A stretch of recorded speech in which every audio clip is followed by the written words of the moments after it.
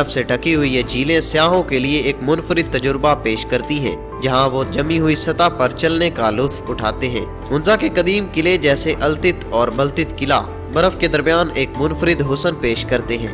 ये तारीखी मकामात सर्दियों में देखने वालों के लिए एक अलग ही दिलकशी रखते हैं।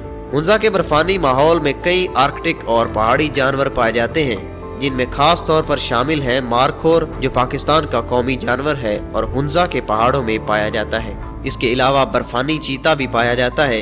ये शानदार और नायाब जानवर सर्दियों में बर्फीले पहाड़ों में देखने को मिल सकता है। आर्कटिक लोमड़ी, जो सफेद बालों के साथ हुंजा की बर्फ में खूबसूरती में इजाफा करते हैं। हुंजा की सर्दियों में मुख्तलिफ किस्म के परिंदे जैसे गोल्डन ईगल और बर्फानी उकाब अपनी मौजूदगी से मंजर को और भी दिलकश बना देते हैं। हुंजा के लोग सर्दियों की आमद से पहले अपनी खुराक और ईंधन का बंदोबस्त करते हैं।